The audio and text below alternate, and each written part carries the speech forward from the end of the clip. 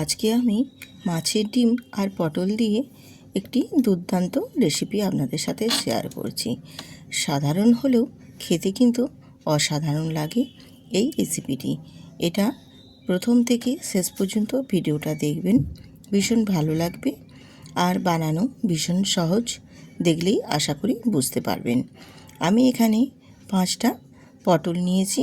আপনাদের member wise আপনারাও পটলটা বাড়িয়ে বা কমিয়ে নেবেন। দিয়ে পটলের খোসাগুলো আমি ছাড়াবো না, শুধু জাস্ট ওপরের আস্তরণটা একটু ছুরি দিয়ে চেঁচে নেব আর কি। তো আমি এটা ছুরি দিয়ে ছেঁচে নিচ্ছি, আপনারা যদি বঁটি দিয়ে করতে পারেন সেক্ষেত্রেও করে নেবেন, কোনো অসুবিধে নেই। যার যেটা সুবিধা হবে সে সেই মতো করে নেবে। নমস্কার বন্ধুরা, আমি রূপা, ব্লগস উইথ রূপা চ্যানেলে আপনাদের সবাইকে স্বাগত জানিয়ে আজকে আবারও একটি প্রতিদিনের ন্যায় রেসিপি নিয়ে হাজির হয়েছি। মাছের ডিম দিয়ে পটলের রেসিপিটি খেতে কিন্তু অসাধারণ লাগে। একবার হলেও বন্ধুরা বানিয়ে দেখবেন। আর আমি কিভাবে আজকের এই রেসিপিটি বানাচ্ছি সম্পূর্ণ কিন্তু আপনাদের সাথে শেয়ার করব।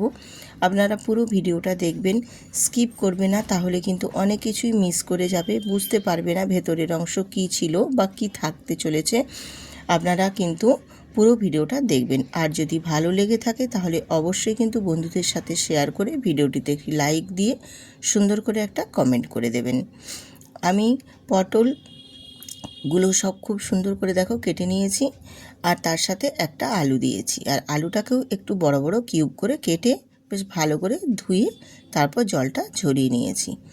এপাশে এবারে আমি একটা বাটিতে নিয়ে নিয়েছি মাছের ডিমগুলো, বা মাছের ডিমটা পরিমাণ অনুযায়ী। আমার এখানে 200 গ্রাম মাছের ডিম আছে। আর মাছের ডিমটা আমি এবারে গায়ে যে আস্তরণ, একটা পাতলা আস্তরণ থাকে, এই আস্তরণটাকে হাতে করে কিন্তু ছাড়িয়ে নেব। এই আস্তরণটাকে চেষ্টা করবেন ছাড়িয়ে নেওয়ার, তাহলে কি বলুন তো, এই মাছের ডিমের যে একটা আষ্টে গন্ধ থাকে, এই আষ্টে গন্ধটা কিন্তু একদমই থাকবে না। আষ্টে গন্ধটা খুব ভালো মতো কিন্তু একদম চলে যাবে। খুব ভালো করে কিন্তু ছাড়িয়ে নিতে হবে সময় নিয়ে। তো আমিও এই আস্তরণটা ছাড়িয়ে নিচ্ছি। ছাড়িয়ে নিয়ে খুব ভালো করে আমি হাতে করে একটু মেখে নিয়েছি। তো দেখেই নিশ্চয়ই বুঝতে পারছেন যে একদমই কিন্তু এর মধ্যে আর একটুও পাতলা আস্তরণগুলো নেই। এবারে আমি এর সাথে কিছু উপকরণ মিশিয়ে দেব। যেমন দিচ্ছি এখানে স্বাদ মতো নুন, অল্প একটু গোলমরিচের গুঁড়ো দিয়েছি, আর দেব এখানে হলুদের গুঁড়ো, আর একটু দেব লাল লঙ্কার গুঁড়ো। একটু ঝাল ঝাল হলে কিন্তু বেশ ভালো লাগে। আর গোলমরিচটা একেবারেই অপশনাল, তোমরা চাইলে দিতে পারো। দিয়ে একটু দেব জিরে গুঁড়ো, দিয়ে সব কিছুটাই খুব ভালো করে মিক্সড করে নেব।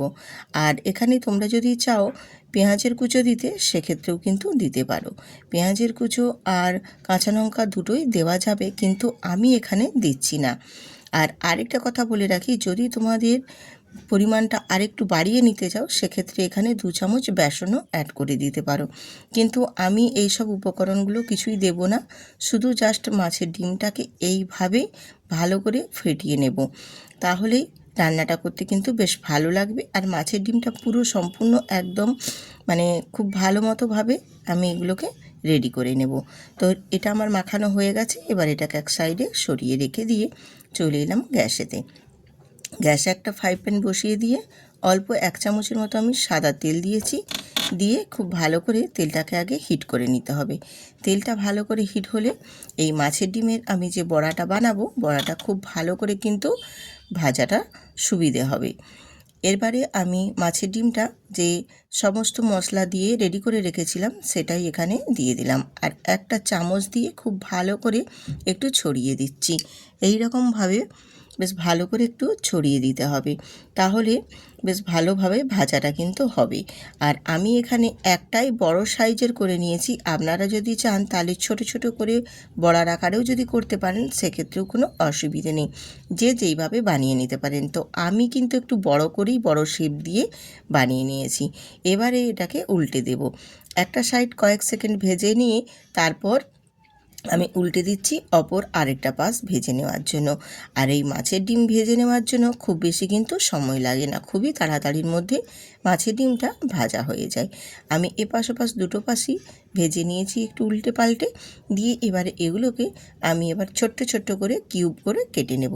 আপনারা চাইলে খুব ছোট না রেখেও যদি বড় বড় আকারেও করতে পারেন, সেক্ষেত্রেও কোনো অসুবিধে নেই। আর আমি এখানে একটু ছোট করেই করে নিচ্ছি, তাহলে এর মধ্যে মানে যখন রান্নাটা পুরো সম্পূর্ণ কমপ্লিট হবে, তেল মশলা ঝোল সব কিছু যখন ভেতরে ঢুকবে, খেতে কিন্তু ভীষণ অসাধারণ লাগবে। দিয়ে খুব ভালো করে দেখো মাছের ডিমটাকে আমি এই রকম চৌকো চৌকো করে ছোট ছোট করে পিস দিয়ে কেটে নিয়েছি। এবার এগুলোকে উল্টে পাল্টে ভাজা করে নিয়ে তারপর তুলে নিচ্ছি। এইভাবে একবার বন্ধুরা বানিয়ে দেখবেন, ভীষণ ভালো লাগে। আর যেসব নতুন নতুন বন্ধুরা আজকে আমার এই ভিডিওটি দেখছেন, অবশ্যই কিন্তু চ্যানেলে সাবস্ক্রাইব করে বেল আইকনটি প্রেস করে দেবেন। আর ভিডিওটিতে একটি লাইক দিয়ে অবশ্যই একটি সুন্দর করে কমেন্ট করে দেবেন, তাহলে আপনাদের কমেন্ট পড়ে চলে যাব আপনাদের পরিবারে। এবারে মাছের ডিমটা ভেজে নিয়ে তুলে নেওয়ার পর আমি আবারও 1 চামচ সাদা তেল দিয়ে আলু আর পটলটা ভেজে নেওয়ার জন্য দিয়ে দিয়েছি ওই প্যানের মধ্যে। আর দেবো সামান্য একটু নুন, তাহলে পটল আর আলুটা খুব ভালো করে ভাজা হয়ে যাবে আর পটলের মধ্যে নুনটাও ভেতরে ঢুকবে, তখন পটলগুলো কিন্তু খেতে বেশ ভালোই লাগবে।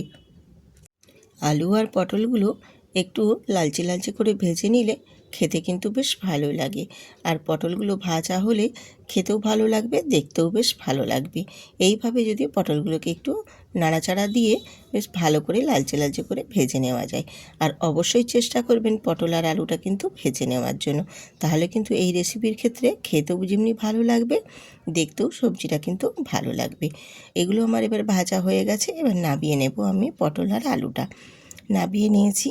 এবারে আমি আবারও দিয়ে দিয়েছি 1 চামচ কিন্তু সর্ষের তেল। এবারে দেব সর্ষের তেল, আর এবারে বাকি রান্নাটা আমি সর্ষের তেলেই করব।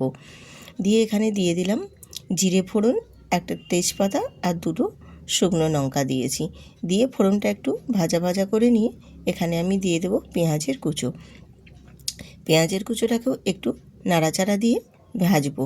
এই রকমভাবে যদি এই মাছের ডিম দিয়ে আলু আর পটল দিয়ে রান্না করে নেওয়া হয়, তাহলে বন্ধুরা কিন্তু এই এক পদ দিয়েই পুরো গরম গরম ভাতটা খাওয়া হয়ে যাবে, আর কিন্তু কিছুই লাগবে না।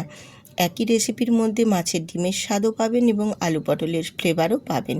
এই একই পদ দিয়েই কিন্তু অনায়াসেই এক থালা ভাত খেয়ে নিতে পারবেন। এতটাই সুন্দর এবং এতটাই টেস্টফুল হয় এই রেসিপিটি।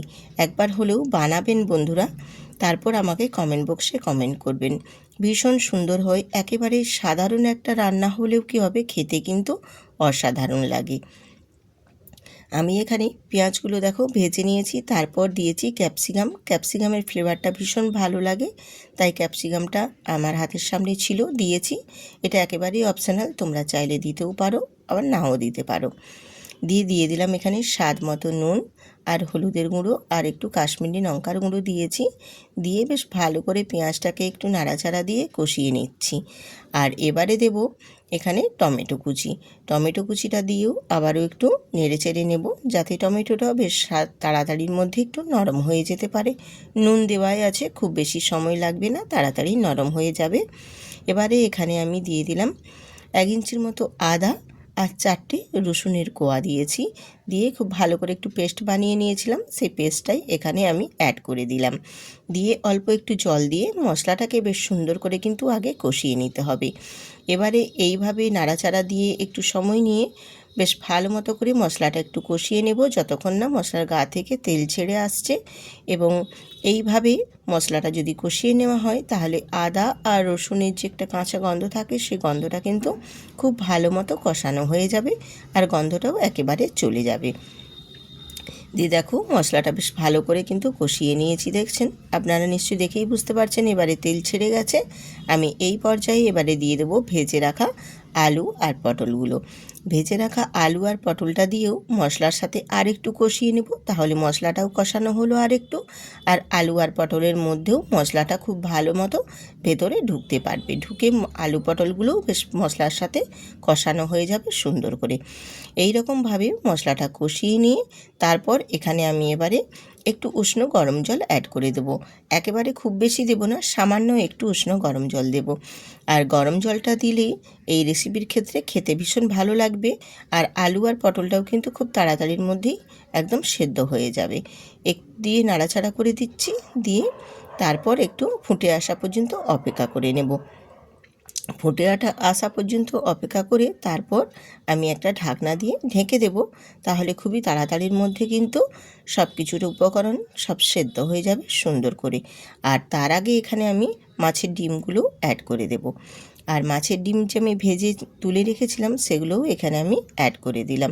তাহলে কি বলো তো, মাছের ডিমের ভেতরে মশলা, তেল সব কিছুটাই, নুনের পরিমাণটা সবটা বেশ ভালো মতো ভেতরে ঢুকবে, তাহলেই মাছের ডিমের বড়াগুলোও বেশ ফুলে যাবে, আর মশলাটা ভেতরে ঢুকলে খেতেও কিন্তু বেশ সুন্দর লাগবে। দিয়ে এবারে ঢাকনা দিয়ে ঢেকে দেব, কিছুক্ষণ ঢেকে রান্নাটা করে নেব।